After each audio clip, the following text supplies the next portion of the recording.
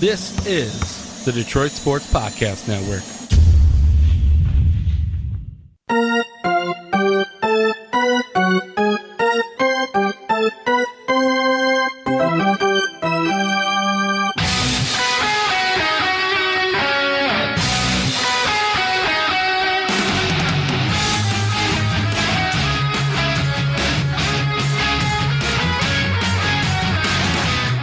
And welcome to the freshest, the latest edition of Tigers Talk with Chirco and Company. It is episode number 103 of the podcast, and I am your host, Vito Jerome Chirco, alongside my usual sidekick partner in crime, that is the Doc from Doc and Jock, John Charles Macaroon. John, how's it going? Great to check in with you, sir. Always enjoy the opportunity to chat baseball with you. I got a chance to watch the Tigers play the Texas Rangers, and I can't help but get the vibe, Vito, that at this point in time, mid-August, it's about that time where I think the Tigers have given up.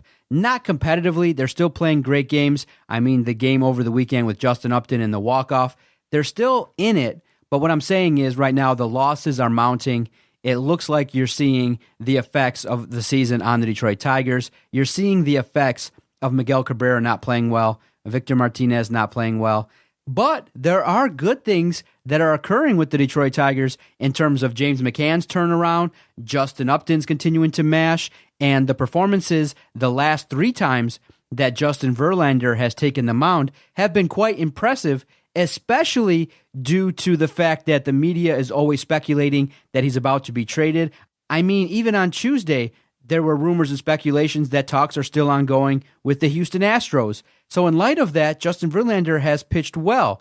But when I look at it and summarize what's been going on with the Detroit Tigers, it just seems to me where we stand in terms of our record, how we're playing. It's about that time that I think it's time to close the chapter and close the book on the 2017 season. It's pretty much over. Doc, I keep yawning, and it's not because of the Tigers, but I could very well yawn because of the Tigers too, because they have been boring, dull, a team that's lackluster, and it's time to close the book. It's been time for a long, long time now, Doc, to close the book on 2017, on this chapter in Tigers history, which is an erroneous or ugly chapter, right? An ugly chapter in Tigers history.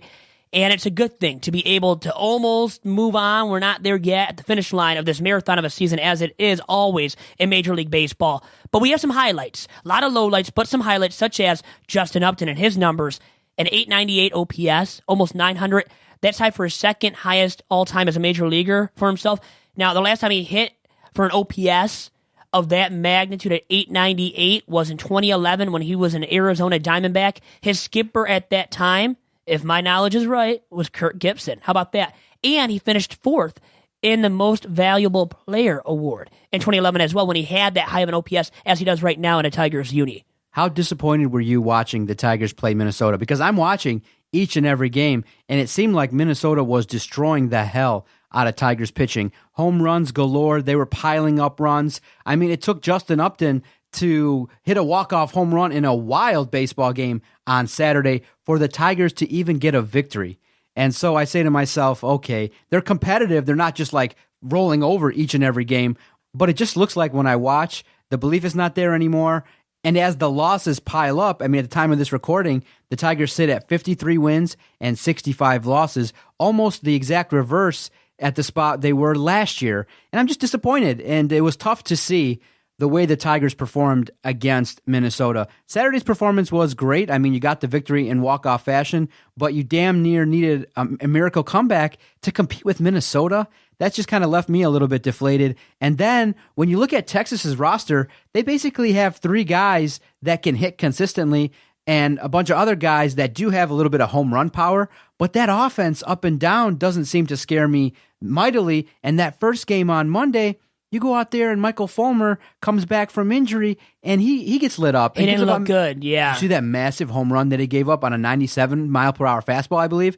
And it just goes to show you that, hey, if you don't locate your pitches well, if a player's sitting on a fastball and he connects, the ball just shot off the bat and it was like, oh my Lord, and they lost the opening game to the Rangers. And it's just disappointing series after series now. And it is definitely one of those things where it's a long season. We're still in the middle of August. We still got the rest of August and another month of this to watch. and it's kind of petering out to the finish line here. It is, and then Miguel Cabrera now is hurt. Like you said, Fulmer, distasteful results from him of late, coming back from the DL, not looking sharp, his most effective, let's say. And he's still a youngster. We have a lot of hope for him to turn it around, to rectify his season, or at least to get back on track for the start of next year, which is really what it comes down to right now, I believe, for the Tigers and these players like Miguel Cabrera. Why not just let him rest the rest of the year, right? We're almost at that point, Doc. I could see your point. So what'd you make of the Minnesota series, that 3-game stretch where they lost 2 of 3? Well, honestly, I mean, at this point, it's sad but true. The Twins are a better baseball club. They are than the Tigers. The Tigers had more talent coming into the season, but with their trades, their myriad of issues of lackluster productivity from big names like Miguel Cabrera, and now his injury and other guys, guys' nagging injuries and what they've gone through, it has led to this where the Tigers are well under 500 and are a distasteful product, are irrelevant and not fun to watch when you go to Comerica and when you watch the Tigers from afar on TV.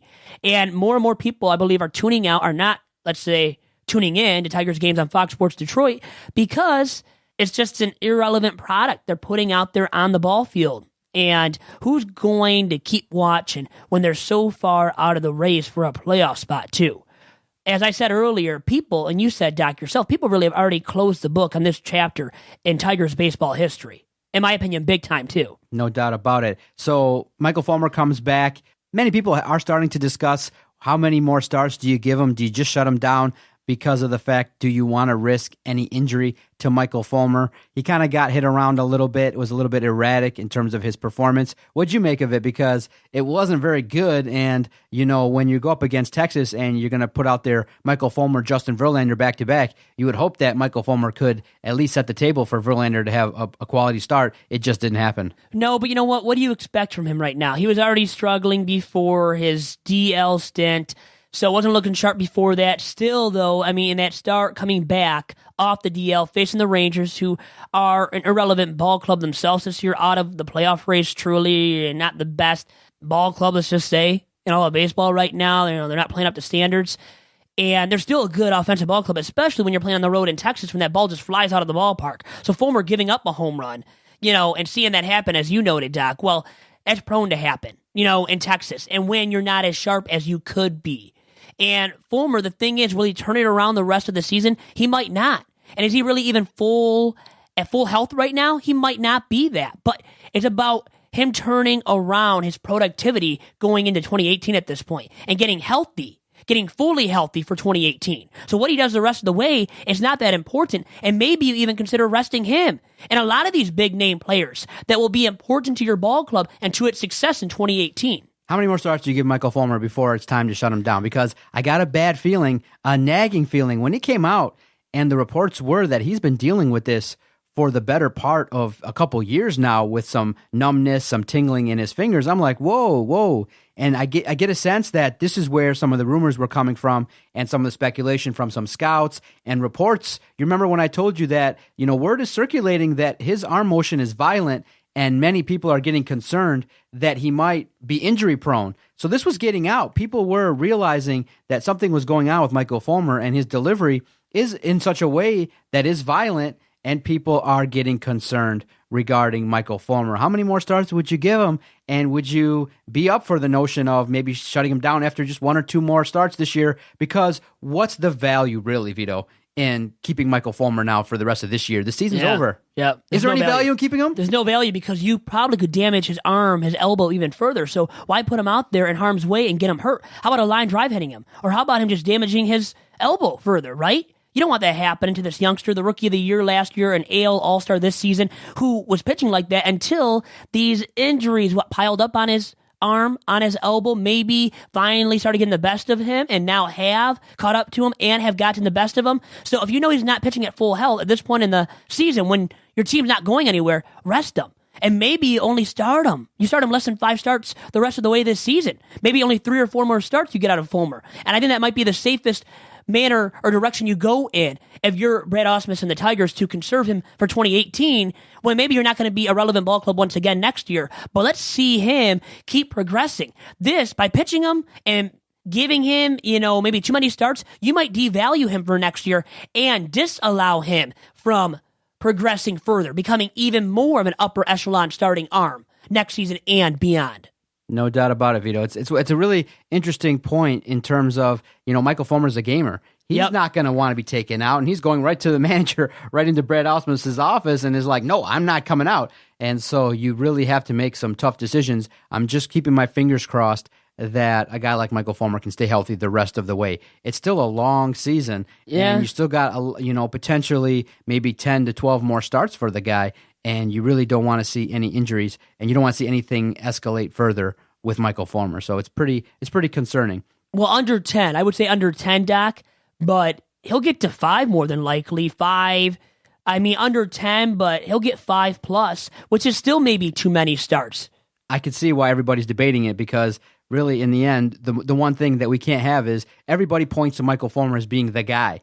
He's the centerpiece of the rebuild, and I just don't want to walk away from this season having him have a surgery or escalate any injury. So we are talking from a place of fear, but anytime he goes out there, you might have to have a little bit of fear, because any pitch, any motion at all, he could have a serious injury. So we're panicking a little bit. Yeah, you can't let that happen, Doc. And you know what? With Miguel Cabrera now, it's lower back stiffness in another part of his back, supposedly. How fearful is that now, Doc, for the Tigers? Everyone's fearful because of the fact that, he's out, and without Miguel Cabrera, I really believe that part of the reasons why the Tigers are struggling is two parts. Inconsistent starting pitching. It's been atrocious in the losses in terms of the series versus Minnesota. The opening game versus Texas, Fulmer didn't do well. Inconsistency with Matthew Boyd. Now you have Daniel Norris being injured. Jordan Zimmerman has been inconsistent. Starting pitching, and with Miguel Cabrera not performing well, this is part of the reason why we see a lot of struggles. Well, let's talk about something more positive after this quick commercial break, when author Tom Stanton joins me.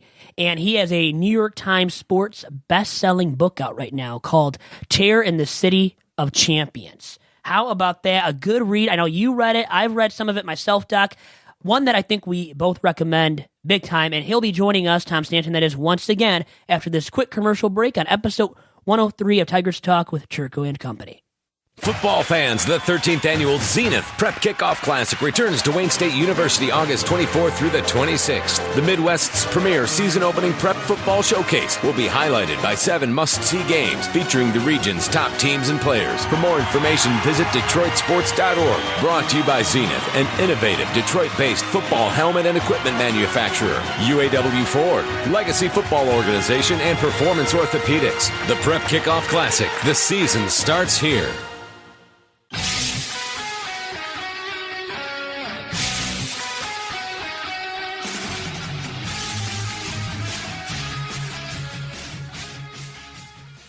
And now joining me on episode number 103 of Tigers Talk with Chirco and Company is New York Times sports best-selling author and an associate professor in the Communication Studies Department at the University of Detroit Mercy, Mr. Tom Stanton.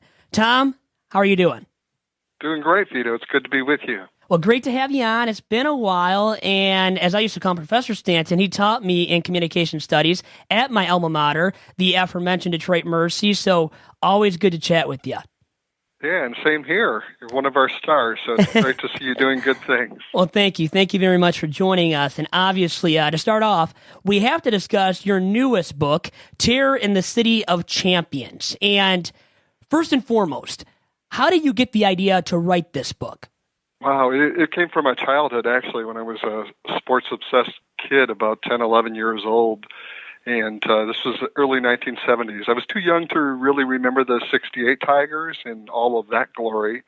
And by 1970, 71, our teams were pretty mediocre. The Tigers were kind of average, and the Pistons the same. Gordie Howe was near the end of his time with the Red Wings, and the Lions, well, never in my lifetime have they done anything. Uh-huh. But at the holidays, my dad would have his brothers and sisters, my aunts and uncles over, and during the Christmas in the basement, with the smell of lasagna and sauerkraut wafting on the air amid the Christmas lights, they'd reminisce about their childhood. And my uncles were all sports fans, and they talked about this period, the 7-month period, when the Tigers won their first World Series, the Lions won their first NFL title, the Red Wings won their first Stanley Cup ever, all as Joe Louis was the undefeated and so far uncrowned boxing champion, and I was just so envious. It was sounded like such a glorious time to be alive for a young sports fan, and so the idea was kind of planted way back then. I had always had it in the back of my head that I would do something on the City of Champions era, that period in 1935, 36, and then I took it a step further and decided I wanted to blend that story with a darker story, which is the terror part, involving a hate group called the Black Legion, which was secretly murdering people at the same time. Now, Tom, the beginning of the book kind of chronicles the arrival of Mickey Cochran, and I was just fascinated reading about him and his fiery nature, coming over being a player-manager. For our audience, kind of describe Mickey Cochran to them and what he brought to the Detroit Tigers when he was brought in by the owner. Yeah, well, so Frank Navin, who was the most prominent owner at the time, in 33, he needed to do something to turn the team around. Their attendance had plummeted. Of course, this is the Great Depression, so people were hurting. The unemployment rate in Detroit was like 45%. And so he needed somebody who was going to draw fans in. And first they looked at bringing Babe Ruth in to manage the team. Ruth was past his prime in terms of playing, but he was still a drawing card. That didn't work out. The next best option they had was to go with the best catcher in baseball, and that was Mickey Cochran, who had already won championships with the famous Connie Mack Philadelphia A's. And Cochran comes here, and he is, in the words of Ty Cobb, the most competitive man in baseball. And, of course, Cobb is pretty competitive himself, so for Cobb to say that about you indicates something. I like to say that I think that if Cochran were playing today, he's so intense, such mood swings, that he undoubtedly would be on some kind of medication to balance out his emotions. He had extreme highs and extreme lows, incredible tantrums, but he was also this guy who could inspire people, particularly younger ball players. And to give you a sense, I mean, I know Tiger fans have heard of Mickey Cochran, but baseball fans in general, he may be a little more of an unknown commodity. But, you know, there's a father who's a baseball fan in Oklahoma who has a little boy who's born to him in, I think it was 1930-31. So inspired by Mickey Cochran that he names his son after him, and that guy grows up to be Mickey Mantle. It just kind of gives you a sense of how big of a name Mickey Cochran was in the time. So he comes in to spring training in 1934, and he tells all these young Tigers, you know, I've played with championship teams, and I'm looking around this locker room, and I see guys who are as good as any I've ever played with. We have the talent here to go all the way. And he starts building them up, and some of the older players who'd been around a while kind of rolled their eyes. But the younger guys bought into it because this was the famous Mickey Cochran, who was going to be not only their manager, but their playing catcher, which was common in the day for players to manage and play at the same time. And so he is the emotional cog. He is the spark plug for this team. He's what makes it happen. Author Tom Stanton on Vito's VIP line on episode number 103 of Tiger Talk with Chirco and Company. And Tom, we have to talk about the secret society, the deadly secret society known as the Black Legion as well. And so tell my listeners and I, how did the work of this secret society remain under the radar for so long? Yeah, you belonged under, when you joined, kind of in many cases against your will. Well, the way it would happen is if you were a white Protestant male, one of your friends might ask you to a gambling party or a barbecue or a card-playing party or drinking party, and you'd go thinking you're just gathering with a bunch of guys, but at some point in the evening, if it were indoors or outdoors, the lights would go out, and these guys would appear around you who had these black hoods and black robes on with white skull and crossbones, and they would be heavily armed, and they would be told, because you had already answered some questions about your background, that you had heard too much not to become a member of the Black Legion, and you would take the oath of office with a gun pointed at your head or heart, and you were told that the only former members were dead.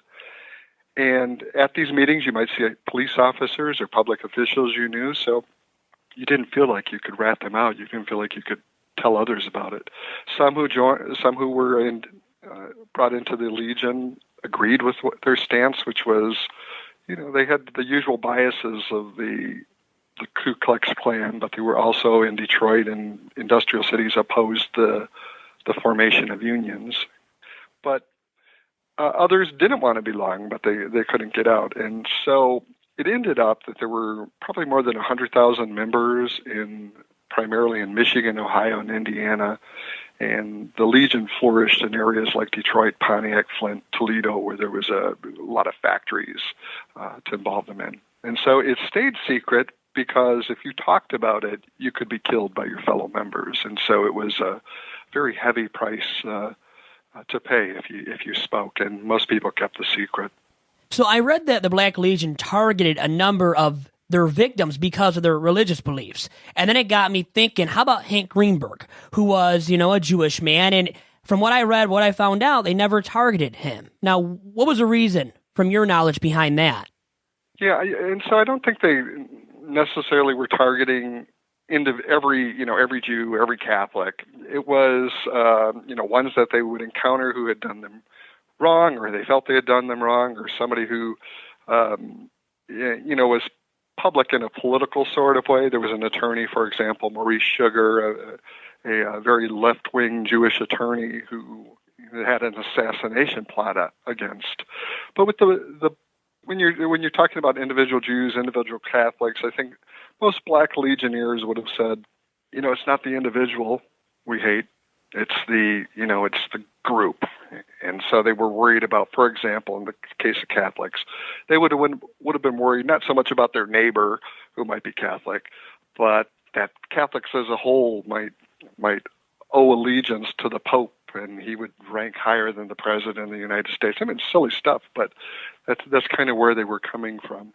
And so one of the things I uncovered was that some of the Black Legion crimes were actually planned around the Tiger schedule. Rather than beating this guy at 4:00 when the game's going on, we can wait till later, because everybody was going crazy for the Tigers in '34. They had a spectacular team, still one of the best, even though they didn't win the World Series, one of the best of all time is based on winning percentage, if not the best.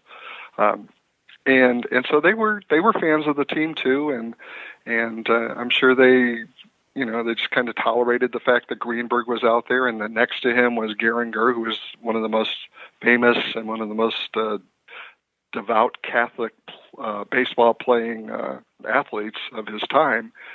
He's at second base next to Greenberg, and I'm not sure how they overlooked it. It might be like Henry Ford, who was also anti-Jew, anti-Semitic, who rationalized without any evidence that Hank Greenberg wasn't really a full Jew. He said that, and there was no truth to that, but that's how he kind of rationalized his own fandom of Hank Greenberg.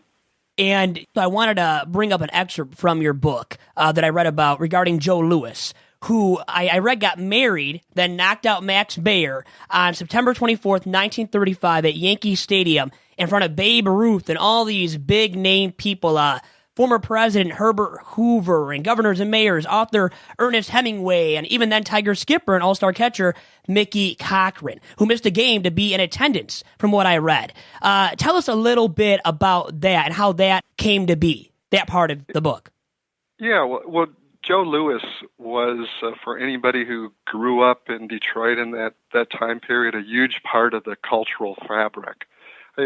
My dad, when he was alive, who grew up came of age in the 1930s, was 15 in 1935, used to tell me how you could, on a summer fight night, when Louis was fighting, you could just walk down your neighborhood street. You didn't even need a radio. So many houses would have the bout being broadcast that you could just hear it coming from different windows and doorways and homes as you walk down the street. He was incredibly popular, particularly in the African-American communities in Detroit, which were primarily Black Bottom and Paradise Valley. And but he was this figure who wasn't going to be given a shot for a while, despite his talent, because of an experience the boxing world had had with a previous black champion named Jack Johnson. Jack Johnson was kind of an in-your-face kind of guy who would taunt opponents after he beat them, and after he had defeated Jeffries in a famous fight, there were race riots and such. And so the boxing world was reluctant to give another African-American a shot at the title. But here, it became hard to ignore Joe Louis because he was reeling victory after victory after victory, string of 20-some victories before he has a surprise loss in June 36. And eventually, within the year, then he becomes champion anyways, and he's going to hold that title, I think, as long as anybody has held it. But the whole city was growing crazy for Joe Louis. He couldn't go anywhere without being swamped and swarmed, and he was spending time not only here where he was raised mostly. He was born in Alabama. He trained at the Brewster Center in Detroit.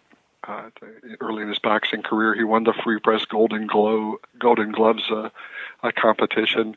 But he spent a lot of time in Chicago and a lot of time in New York as well, both areas where he trained and went to boxing camps and things of that nature.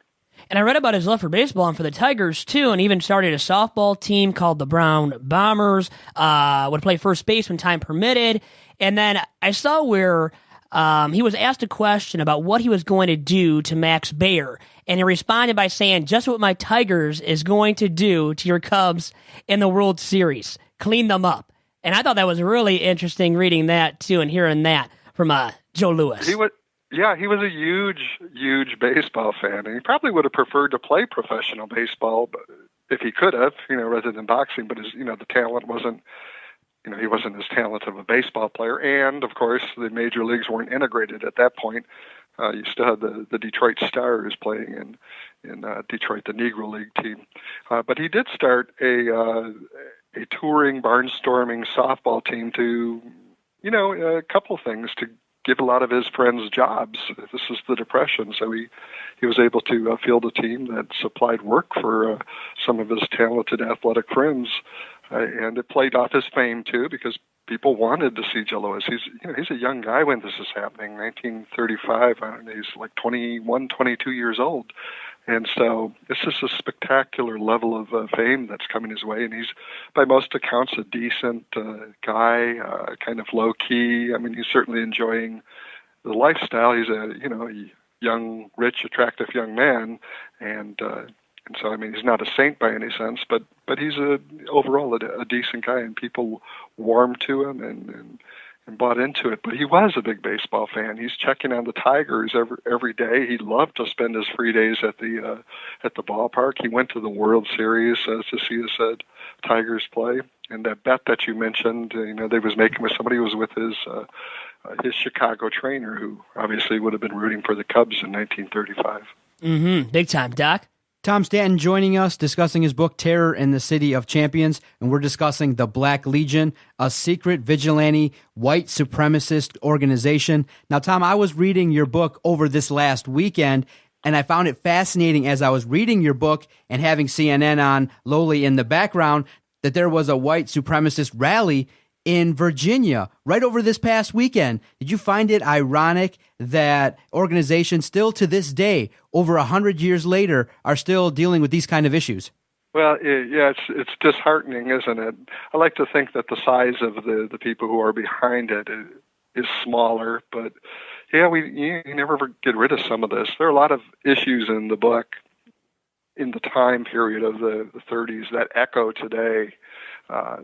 They're a little different slant on them, but I mean, they're people of the 30s, the people are in the Black Legion. A lot of them are concerned about immigration, but it's not illegal immigration they're concerned about. They're concerned about the influx of mainly Catholics from different parts of Europe, and a lot of them are coming with different ideas of government. They're more open to socialism and communism, things of that nature, and they're worried about the influx of blacks into their communities from the South coming up to Detroit. A lot of these Black Legionnaires want to keep their schools segregated. They don't like the idea of the integrated public schools, which is what Detroit had in many cases anyway in the 1930s. And so, yeah, it is disheartening to see this echo and to know that we're never going to rid ourselves of this kind of bias and racism and bigotry. But it's always been a fact of life to some degree. If you'd like to think we're progressing.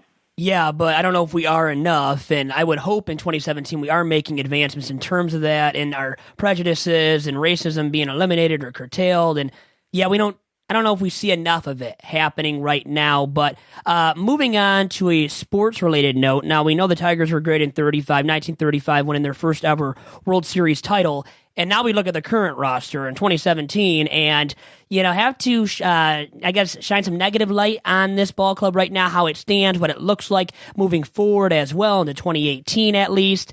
And for me, Tom, I don't see the Tigers winning anytime soon. How about yourself?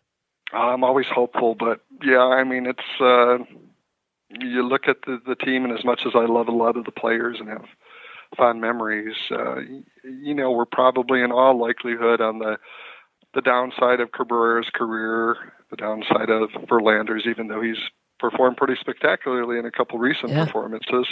And certainly V-Mart, don't know how much more he's going to contribute. And you love those guys. I mean, they've meant so much. You're younger than I am, Vito, and you grew up with them, so I'm sure they even have a different place in your heart. But, I don't know. Things can turn around quickly, a couple trades, a couple key guys, but I'm not sure we're on the verge of anything yet. If you look back in 1933 at the Tigers, nobody would have guessed in 1934 that they would be in the World Series. Nobody except Mickey Cochran, I guess. Yeah, it takes a confident guy or two, right, to really believe right now what the Tigers do. Yeah, so it's another. I guess our current manager is also a former catcher, right? A real bright guy. But, on paper, right? Yeah, Brett is supposed to be bright. I'll just say that. I don't know if he really is, but he's supposed to be. Anyways, Doc? Now, Tom, can you speak on Dayton Dean and his role in the murder of Charles Poole and then subsequently the demise of the Black Legion? Sure. Well, Dayton Dean was, he's an interesting character. There are two main characters in this book. It's all nonfiction, so it's all based on police reports, FBI files, reporting at the time, interviews, court documents, that kind of stuff. And so the two main characters are Mickey Cochran, who kind of is emblematic of all the athletic successes, and Dayton Dean, who is the other side of the coin. He's the guy who gets inducted into the Black Legion, and boy, he loves it. He agrees not only with what they stand for. This is so exciting to him compared to his everyday life. He's a guy who's not finished elementary school. He's a guy who wraps pipes with asbestos for a living, so it's a rather mundane job. And so he views this secret society as, it's like a movie or like a radio program to him. It's exciting, and so he dives right in, and he rises quickly through the Legion.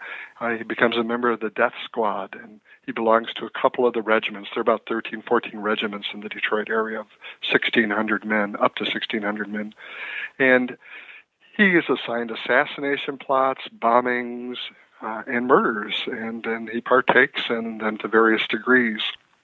And it is the murder of Charles Poole, who is basically an unemployed factory worker, who was killed in 1936, that's going to lead to the uncovering of the Black Legion. Because until that point, the only people who really know about it are people who belong.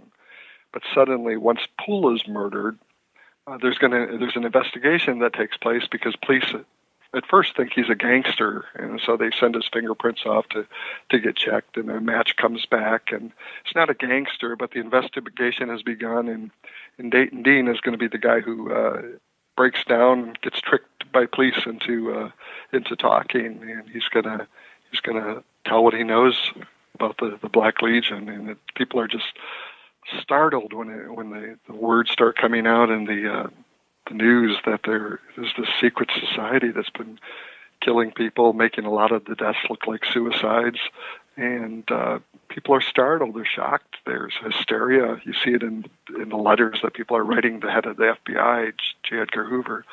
And, wives are discovering that their husbands belong to this group, or that their sons belong, or people are finding out that their neighbors are members. And so there's this panic that spreads through the city as the murder is exposed. But Charles Poole gets tricked into going to what he thinks is a baseball meeting, but in reality it's just a petty thing where one of the Black Legionnaires wants to get rid of him so that he can date his wife, who is a Baptist woman. And it's just horrific, a horrific killing. And Tom Stanton captures a lot of great anecdotes, a lot of great stories and details about the Black Legion and what it was capable of and what their intent was and just what they did, purely what they did and all the illegal activity and evilness that surrounded the Black Legion. And it was a great book. You're a well-renowned author, and I got to believe you are working on something else. So I wanted to see if you can reveal to us a book that's in the making right now from you or that you think you could be writing in the near future. Oh, well, that's a tough one. I have about 6 or 7 ideas going, so I don't really know. I'm intrigued by Mickey Cochran. He goes on to become manager.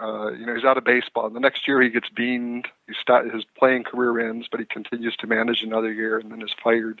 But eventually he comes back and redeems himself as the manager of a military team that is probably better than every major league team in the 1944 season. So I'm kind of intrigued by that period. Looking at a lot of other stories, though, too, as well. You can follow Tom on Twitter at Stanton Tom. Now, speak on your upcoming appearance at the City Opera House Friday, August 25th in Traverse City.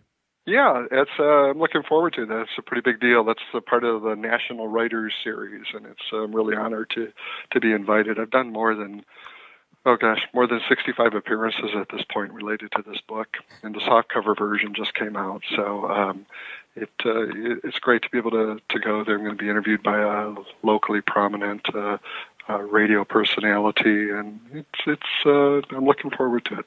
Now, those that want to read Terror in the City of Champions, a great read. I enjoyed it over the weekend. Tom, where can our followers and listeners purchase this fine book? Yeah, well, thank you. It should be available at stores locally all throughout the Metro Detroit region, in Michigan. It's available nationally. You certainly can buy it on Amazon or BarnesandNoble.com, or as I prefer, at your independent local booksellers. Have been very supportive of the book. And so this is my 7th book, and probably one of my better-known ones is the Tiger Stadium memoir, The Final Season, which is still in print, along with Ty and the Babe and a few others. And I have a copy of The Final Season, by the way, so you should check it out. It makes a great birthday gift for whatever occasion it may be. It makes a great gift because it's a great read, and a lot of great reads, as Tom Stanton has said, and as we all know that know Tom Stanton. And I'll say this, Professor Stanton. With that, I'll let you go. Thank you very much for joining us today. Oh, it's been my pleasure, Vito. Thanks for having me.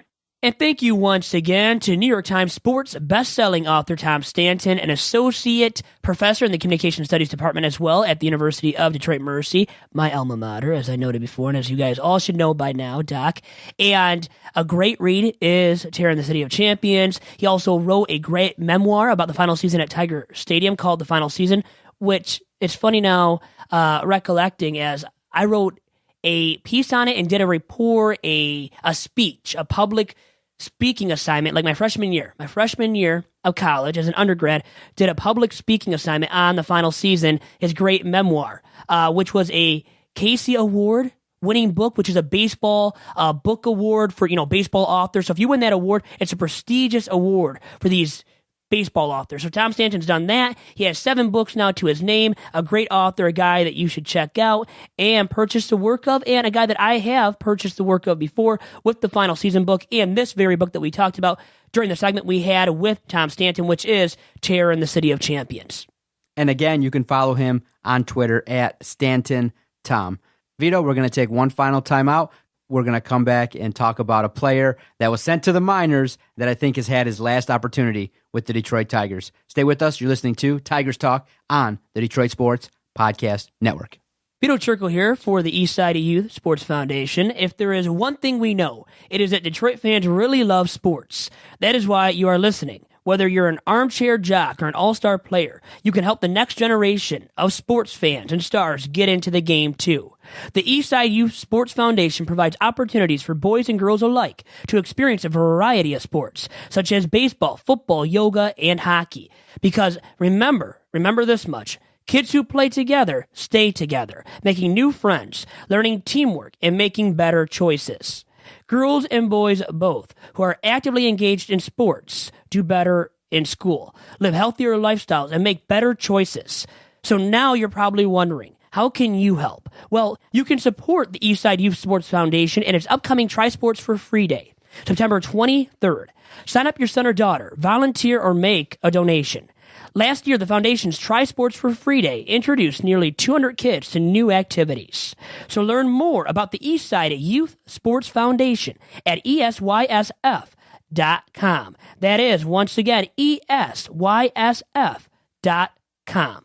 And back here on episode number 103 of Tigers Talk, I am your host, as usual, Vito Chirco, alongside the sidekick and partner in crime that is always alongside me, and that is the Doctor and Doc and Jock, John Charles Macaroon. And John, you wanted to talk about one player I know, so let's hear what you have for me.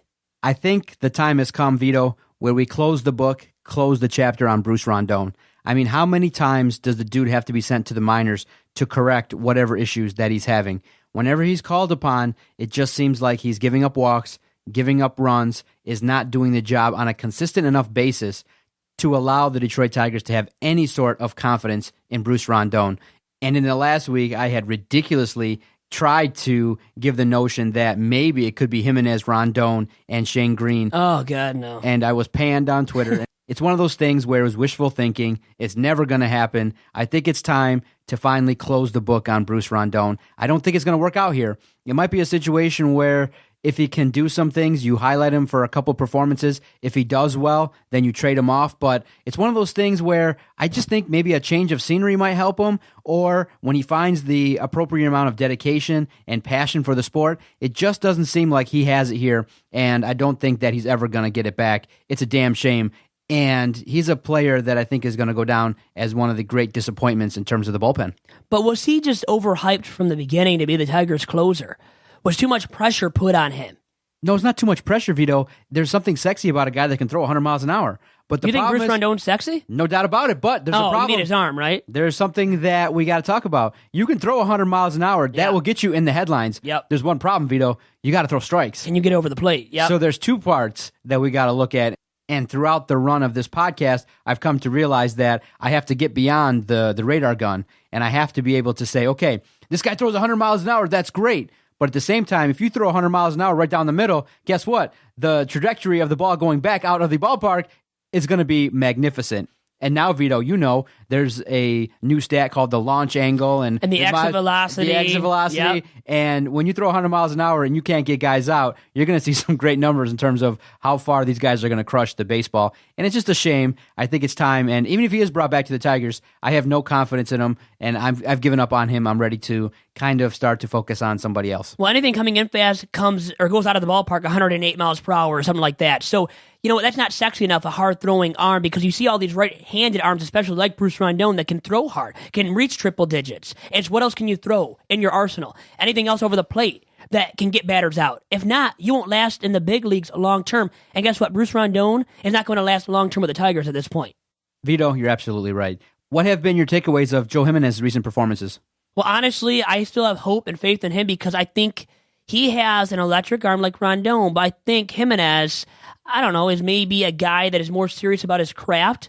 So I think because he's more committed to his craft, he can become something of more relevance than Bruce Rondon has ever been for the Tigers.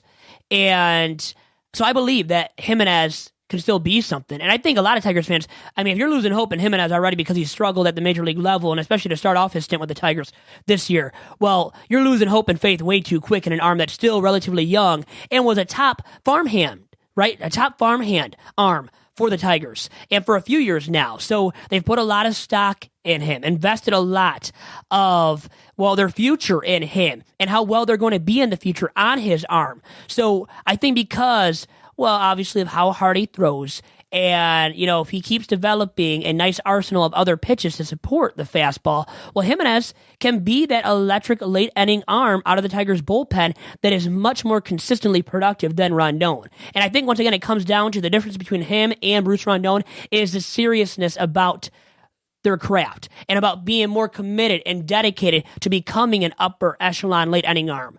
I don't think Rondon has ever been committed enough to that, and it shows with his body, his waistline. Right, he's way too big of a man when they've told him numerous times to lose weight. Has he really lost weight? He might have gained more weight by now than lost weight. So to conclude, Vito Stockwatch, Bruce Rondon, way down. Yes. Kind of plateau is Joe Jimenez. We still got to wait and see. And somebody whose stock is way up is James McCann. You got to really give him credit for what he's done. James McCann had a below 200 average in May and June and has done a magnificent job of turning it around in the last 2 months. Now, his batting average is around 250 right now, but when you bat around 400 in July and August with the significant contributions with hits and home runs that he's done, he's really done a good job in terms of really rebuilding his season and trying to earn an everyday spot because of the fact that he's been called upon with the trade of Alex Avila to do the job. And so you got to give him credit. His stock is up right now in Vito's Stock Watch. Oh, absolutely. And look at this number right here. 396 batting average in July. So far in August, 311 he's hitting. His OPS well above, or at least above 1,000 in July. Any OPS north of really 850, north of 900 is great. He had an astounding OPS of north of 1,000 in July. And 11 ribbies as well on top of that. So this guy has been raking at the plate since the beginning of July. And now the hope is, does he keep it up? Because we want to see him keep it up. And I think more and more Tigers fans are believing that he can keep it up. And I was doubtful of what he could do at the plate full time on a consistent basis at one point earlier on this season when Avila was raking. Then he declined. They traded him off to the Cubs, as we all know by now. And McCann has taken over full-fledged the starting duties behind the plate. And he has looked not just relatively productive and stable or steady at the plate, hitting that is specifically, but he has looked above average as a hitter. And now it's the thing next year. Will he start off well on the right foot? If he does, hitting-wise, well, you can believe that this guy might be the starter truly now of the now and the future. Okay, before we get out of here, I do got to discuss something with you because it was quite offensive. It was quite terrible to see. Dan Dickerson was commenting on the radio about Angel Hernandez and the awful strike zone that he was using with Ian Kinsler.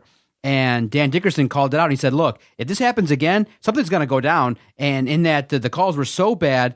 And Dan Dickerson did a masterful job of commenting of like, dude, these balls are low and outside and are strikes that he's never seen being called. And Ian Kinsler did the right thing. And I'm surprised, that Ian Kinsler didn't react even more strongly because of the fact that Angel Hernandez is a sideshow. Every time that he's out there, people are going to start wondering, is everyone there to see him, to put on a show? Because his strike zone is so atrocious.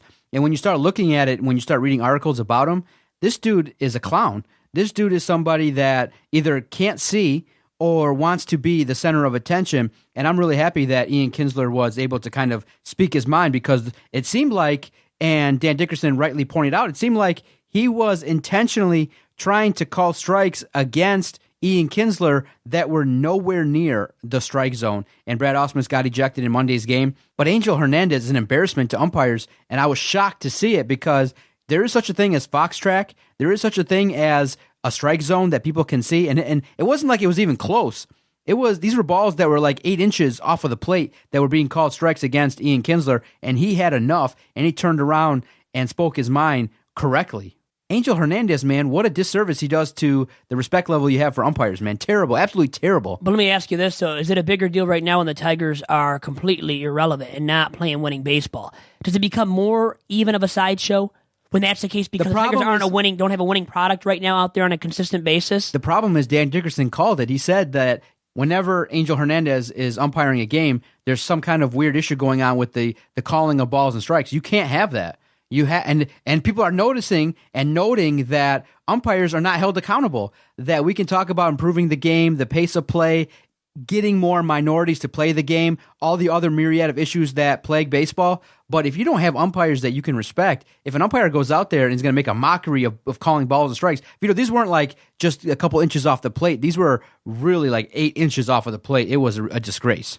Well, you know what? When that's the case, you can argue the calls. But then I also feel like a guy like Ian Kinsler, who has struggled all year long at the plate, how much credibility does he possess right now at the plate as a major league hitter in terms of getting calls in his favor? I don't know how much credibility he has right now. A guy that has struggled all year long, realistically, at the plate, especially to slug it, but just to hit it, to make contact this year. He has not looked steady enough, and not nearly as well at the plate as he did last year when he looked mighty confident. Right now, he is popping stuff up, trying to hit home runs way too much, trying to elevate the ball, that is.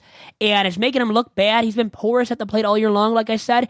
And does that affect a home plate ump and whether or not he calls strikes or balls on that given batter? It might at times, but still I know the point here is it's not about the struggles of Ian Kinsler or the Detroit Tigers. It's about Angel Hernandez making himself bigger, right, than the game itself.